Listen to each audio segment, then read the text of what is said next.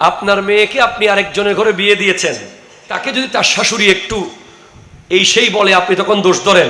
কিন্তু আপনার ছেলের বউকে যে আপনি বলেন, তখন দোষ হয় না। ঠিক কিনা কথা জোরে বলেন।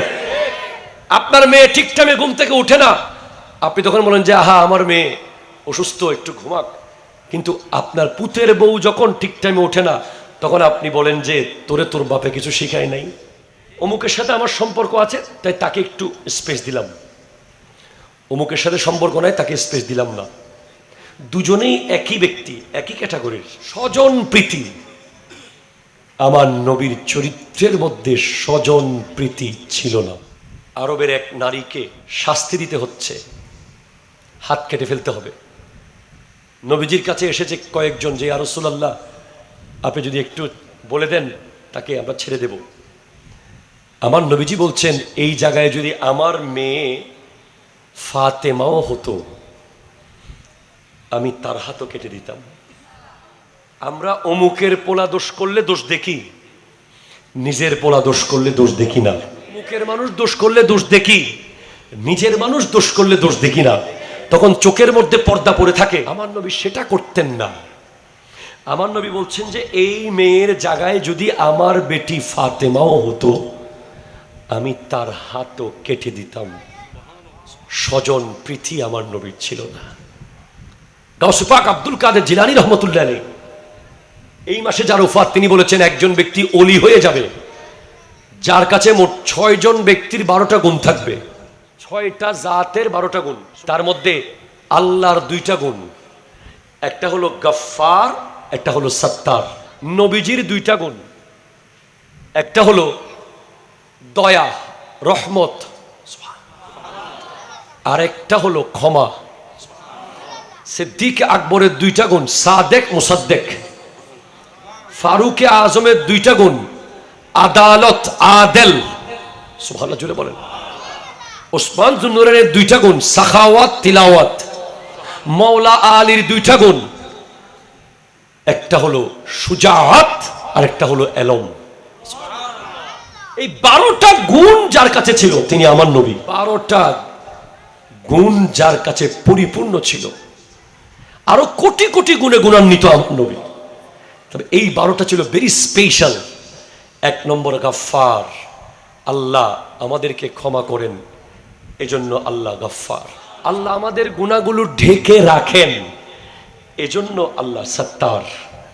আজকের দিনে যদি আমাদের গুনাহগুলো দেখা যেত, আমাদের গুনার যদি কোনো আওয়াজ থাকতো, আমাদের গুনার যদি কোনো সাউন্ড থাকতো, আমাদের গুনার আওয়াজে মানুষ ঘুমাইতে পারতো না। ঠিক কিনা কথা বলেন।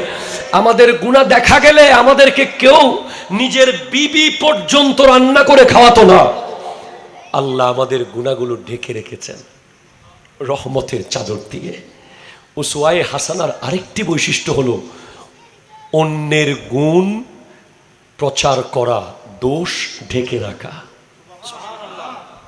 আমরা দোষ প্রচার করি, গুণ ঢেকে রাখি।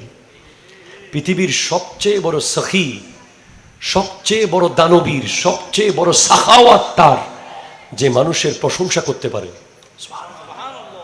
আপনি তার অবর্তমানে তার প্রশংসা করেন, এটা বিশাল এক গুণ। আমরা যেই পরিমাণ দোষ চর্চা করি, হযরত আয়েশা সিদ্দিকা রাদিয়াল্লাহু তাআলা আনহা সে একদিন শুধু বলেছেন যে ইয়া রাসূলুল্লাহ, উম্মে সালমা একটু বেটে। আমার নবী বলছেন, তোমার এই কথাটা যদি আমি সাগরে ফেলে দিই, সাগরের সমস্ত পানি দুর্গন্ধ হয়ে যাবে। আর আমাদের সমাজে 24 ঘন্টা আমরা কেমনে কার দোষ প্রচার করব। কারো দোষ প্রচার করতে গিয়ে যদি আপনি এক কাপ চা খান, হাদিসে আছে এই চায়ের পরিমাণ আগুন আপনাকে খাওয়াইয়া দেওয়া হবে। কারো দোষ প্রচার করতে গিয়ে যদি আপনি একটা জামা গিফট পান, হাদিসে আছে কিয়ামতের দিন আপনাকে ওরকম একটা আগুনের জামা পরিয়ে দেওয়া হবে। আমাদের সমাজে এখন আপনি কাউকে ভালো কথা বললে সম্পর্ক হয় না, আরেকজনের গীবত করতে পারলে সম্পর্ক মজবুত, খুব দ্রুত সম্পর্ক হয়ে যাবে। আপনি যখন আরেকজনের, ওই ব্যক্তির শত্রু বা বিরোধী কারো গীবত শুরু করবেন, তার সামনে গিয়ে দেখবেন ভালো কথা যে বলছে তাকে বুকে টানবে না, গীবত যে করছে তাকে বুকে টেনে নেয়। আমার নবী দোষ লুকিয়েছেন। নবী যদি দোষ বলা শুরু করতেন, কেউ রেহাই পেত না। এখানেও লুকিয়েছেন, কিয়ামতের মাঠেও লুকাবেন। আমার নবীকে জিজ্ঞেস করা হয়েছে, ইয়া রাসূলুল্লাহ আপনাকে কোন জায়গায় পাবো? আমার নবী বলেছেন ইনদাল কিতাব ও ইনদাস সিরাত। আমার নবী বলেছেন হয়তো তোমরা আমাকে কিতাবের গোড়ায় পেয়ে যাবে, অথবা সিরাতের গোড়ায় পেয়ে যাবে, অথবা তোমরা আমাকে ইনদাল মিজান দাড়িপাল্লার গোড়ায় পেয়ে যাবে। আমার নবী কিয়ামতের মাঠে চাইবেন যে উম্মতের গুনার খাতা যেন না খুলে। আল্লাহ আল্লাহ, না খুললে হয় না, না খুললে হয় না। আমার উম্মত বুঝে নাই, না খুললে হয় না।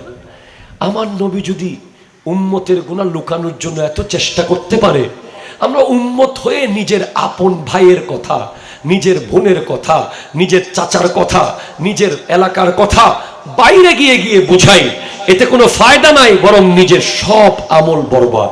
ঠিক কিনা কথা জোরে বলেন।